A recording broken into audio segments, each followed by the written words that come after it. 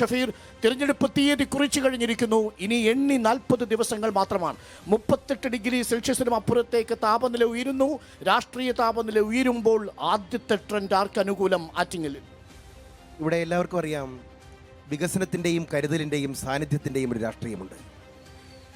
ഏകദേശം 30 കൊല്ലത്തിലേറെയായി ഇടതുപക്ഷത്തിൻ്റെ ഏറ്റവും കോട്ടയായി അവർ സംരക്ഷിച്ചു വച്ചിരുന്നൊരു മണ്ഡലത്തെ തിരഞ്ഞെടുപ്പ് സ്ട്രാറ്റജിയിലൂടെ പിടിച്ചെടുത്ത ഐക്യജനാധിപത്യമുള്ള അമരക്കാരനാണ് ശ്രീ അടൂർ പ്രകാശ്. ഇവർക്ക് തന്നെ അറിയാൻ പറ്റും, ഇടതുപക്ഷത്തിൻ്റെയും BJPയുടെയും ആളുകൾക്ക് തന്നെ അറിയാൻ പറ്റും, 795 കോടി രൂപയുടെ ആറ്റിങ്ങൽ ബൈപ്പാസ് അരുണ് പോയി കണ്ടിട്ടുണ്ടോ എന്ന് എനിക്കറിയില്ല, കാണാൻ സാധ്യത ഉണ്ടാവും. 45 കൊല്ലമായി 4 MPമാർ മാറിയും തിരിഞ്ഞും 4 പ്രാവശ്യം ശ്രമിച്ചിട്ട് നടക്കാത്തൊരു കാര്യം 795 കോടി രൂപ മുടക്കി പണി പൂർത്തിയാക്കിച്ച വികസന നായകനാണ് ശ്രീ അടൂർ പ്രകാശ്.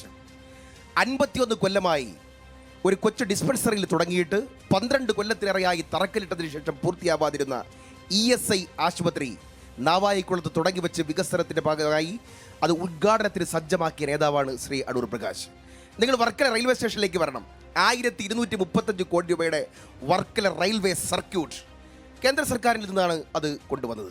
അത് കൊണ്ടുവന്ന നേതാവാണ് ശ്രീ അടൂർ പ്രകാശ്. 3 കേന്ദ്ര ആനുകൂല്യങ്ങളുടെ നേട്ടം വി മുരളീധരൻ കൊണ്ടുപോകും. അല്ല, അങ്ങനെയില്ല. അപ്പോൾ ഒരു ഉദാഹരണം പറയാം. അതിനകത്ത് ഇപ്പോൾ കേന്ദ്ര സർക്കാർ ഭരിക്കുമ്പോൾ കേന്ദ്രത്തിന്റെ ഫണ്ട് ബൈ ത്രൂ MP ആണെന്ന് അറിയാത്തവരാണോ ഈ BJPക്കാർ? അല്ലല്ലോ.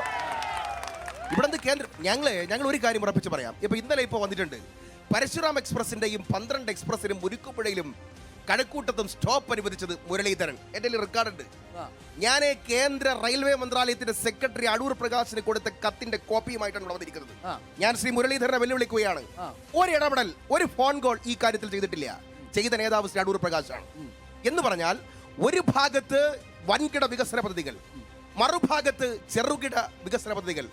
ഇന്നലെയാണ് വാമനപുരത്തുള്ള ആരെങ്കിലും ഇവിടെ അറിയാം, വാമനപുരത്തെ പിന്നെ കളമച്ചൽ ഭാഗത്തെയും ഇപ്പുറത്ത് കിളിമാനൂരിലെ പുളിമാത്ത് ഭാഗത്തെയും വ്യാപിപ്പിച്ചുകൊണ്ടുള്ള 50 കോടിയിൽ പരം രൂപയുടെ പുതിയ പാലം മിനിങ്ങാത് ഉദ്ഘാടനം ചെയ്തേ ഉള്ളൂ.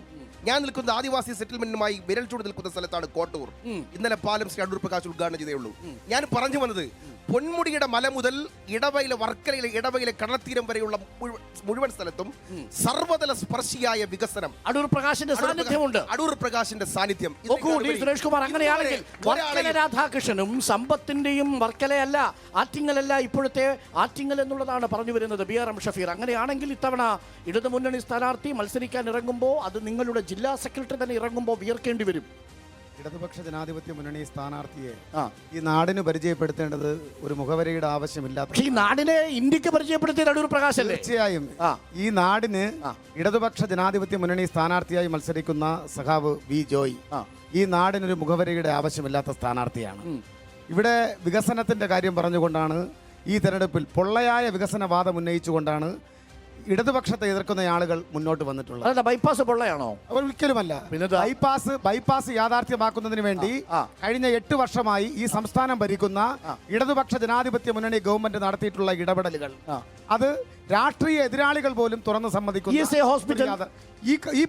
ഈ പറഞ്ഞ വികസന പ്രവർത്തനങ്ങൾ മാത്രമല്ല, ഈ നാട്ടിൽ സാധാരണക്കാരെ ബാധിക്കുന്ന മുഴുവൻ വിഷയങ്ങളും അവ ഏറ്റെടുക്കാനും നടപ്പിലാക്കാനും കേന്ദ്ര ഗവൺമെന്റ് ഏറ്റെടുക്കുന്നതിന് മുമ്പ് 13 സബ്സിഡി സാധനങ്ങൾ സപ്ലൈകോയി കൊണ്ട് കൊടുത്തിരുന്നെങ്കിൽ ജനങ്ങൾ വോട്ട് ചെയ്യാൻ പോകുമ്പോൾ തീർച്ചയായിട്ടും